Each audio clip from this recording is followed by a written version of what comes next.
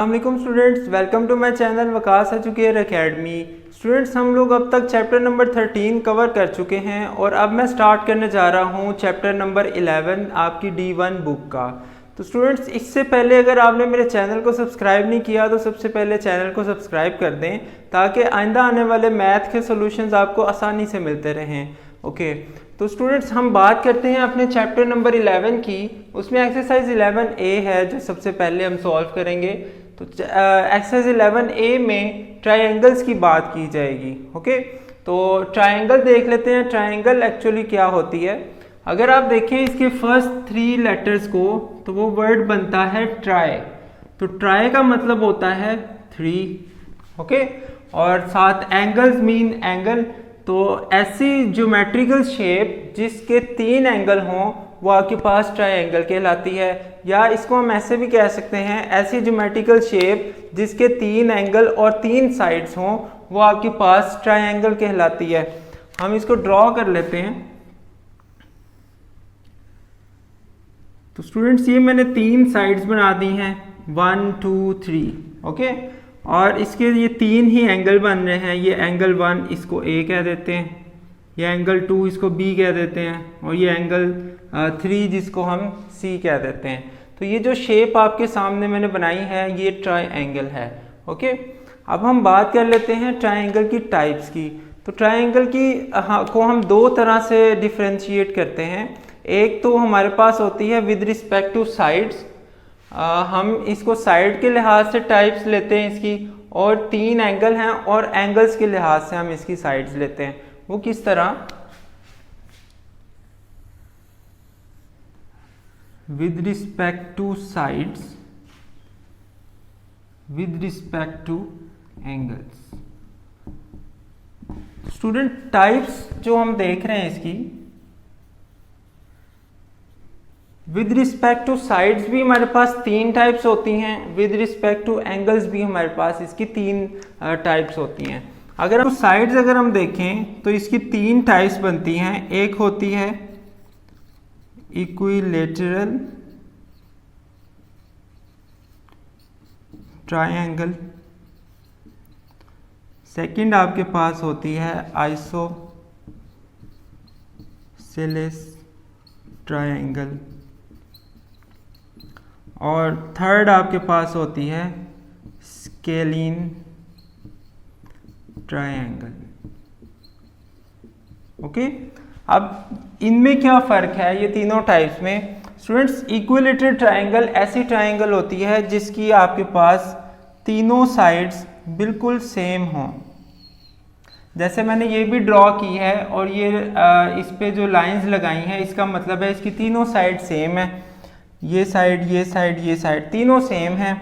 यानी अगर ये 7 मीटर है तो ये भी 7 मीटर होगी, ये भी 7 मीटर होगी। ओके, तो इक्विलेटरल ट्रायंगल जिसमें तीनों साइड सेम हों।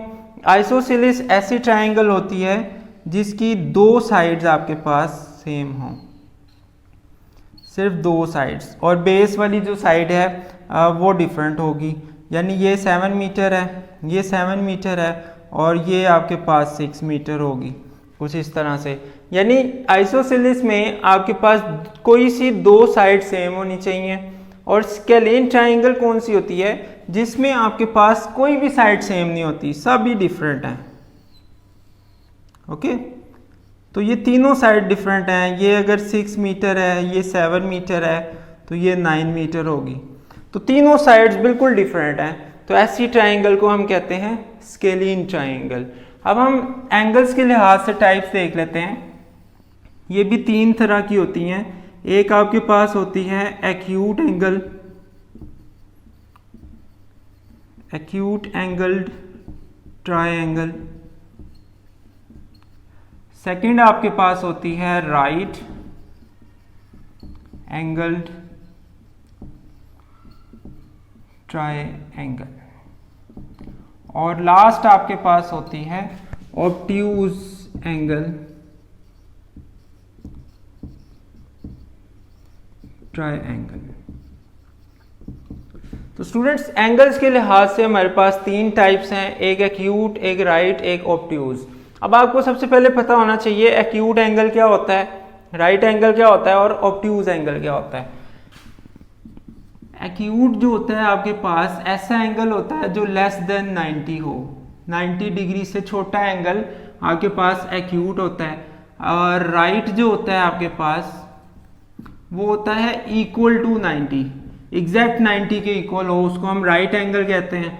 और ऑब्ट्यूज एंगल ऐसा एंगल होता है जिसमें एंगल की जो वैल्यू है वो 90 से अबव होती है, यानी 90 से बड़ा एंगल हमारे पास ऑब्ट्यूज एंगल कहलाता है। तो एक्यूट एंगल ऐसा होगा जिसमें सारे एंगल हमारे पास 90 से छोटे होंगे, यानी अगर मैं इक्विलेटरल ट्रायंगल बनाऊं तो इसमें सारे 90 से छोटे ही आते हैं एंगल्स। ओके, तो तीनों एंगल हमारे लेस देन 90 हैं, लेस देन 90, तो ये हमारे पास एक्यूट एंगल ट्रायंगल कहलाएगी। अब राइट एंगल ऐसी ट्रायंगल होती है जिसमें कोई एक एंगल आपके पास 90 डिग्री का होता है, यानी एक 90 डिग्री। आप ये जो साइन इस तरह का होता है ये परपेंडिकुलर का साइन होता है, यानी 90 डिग्री का। अगर आपको ये साइन खाली दिया हो तो आप गैस कर सकते हैं कि ये एंगल 90 का है। ओके, तो ऐसी ट्रायंगल जिसकी एक साइड एक एंगल 90 का हो वो आपके पास राइट एंगल ट्रायंगल कहलाती है। और ऑब्ट्यूज 90 से बड़ा एंगल। स्टूडेंट्स ये देख रहे हैं ये 90 ऐसे होता है स्ट्रेट, और ये काफ़ी वाइड एंगल है तो ये 90 से बड़ा होगा। तो ऐसी ट्रायंगल जिसमें आपके पास एक एंगल, कोई सा एक एंगल 90 से बड़ा हो वो आपके पास ऑब्ट्यूज एंगल ट्रायंगल कहलाती है। ओके, तो स्टूडेंट्स ये हमारे पास टाइप्स थी ट्रायंगल्स की। अब हम बात कर लेते हैं आपके जो एक्सरसाइज है उसमें क्वेश्चंस को किस तरह से सॉल्व करेंगे या किस तरह के क्वेश्चंस आएंगे।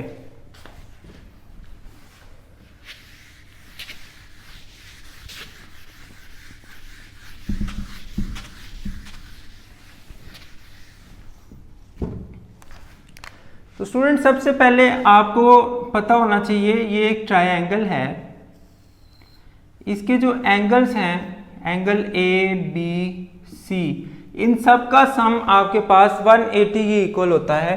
यानी अगर मैं लिखूं angle A plus angle B plus angle C तो ये मेरे पास इक्वल आएगा 180 डिग्री के।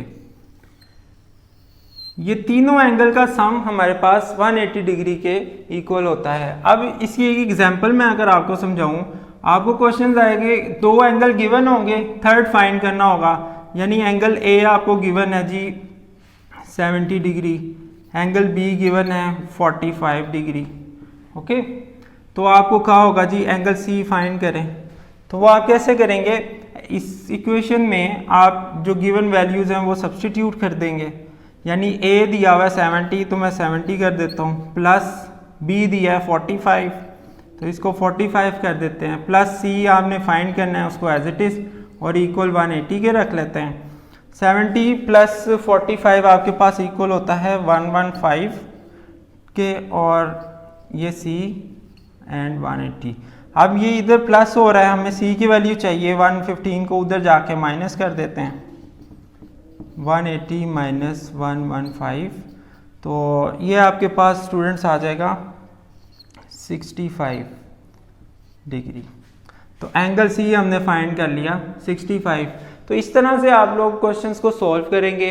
अब एक और टाइप के क्वेश्चन आपको पूछे जाएंगे जिसमें आपको एक एक्सटर्नल एंगल दिया होगा कुछ इस तरह से। ये तीन एंगल तो आपके इसके हैं ट्रायंगल के, और एक एक्सटर्नल एंगल x दिया होगा और आपको कहेंगे जी ये वाला एंगल फाइंड करके दें। तो ये कैसे फाइंड करेंगे, इसको फाइंड करने का तरीका है, जो एक्सटर्नल एंगल आपके पास होता है, एक्सटर्नल एंगल इक्वल होता है सम ऑफ ऑपोजिट साइड एंगल्स। यानी इस एक्सटर्नल के सामने जो साइड बन रही है वो ये वाली है, और इस पे दो एंगल्स हैं, एक बी है एक सी है, तो इन दोनों को ऐड कर देंगे तो मेरे पास x की वैल्यू आ जाएगी, यानी सम ऑफ ऑपोजिट एंगल्स। तो एक्सटर्नल एंगल x है आपके पास और ऑपोजिट साइड का सम एक एंगल b है एक एंगल c है। तो स्टूडेंट्स इस फॉर्मूले से हम एक्सटर्नल एंगल भी फाइंड कर लेंगे। तो ये हमारे पास कुछ बेसिक्स थी, इस एक्सरसाइज को सॉल्व करने से पहले बताना ज़रूरी थी, इसलिए आपको ये सारी बातें पता होनी चाहिए, फिर ही आपको ये एक्सरसाइज आसान लगेगी।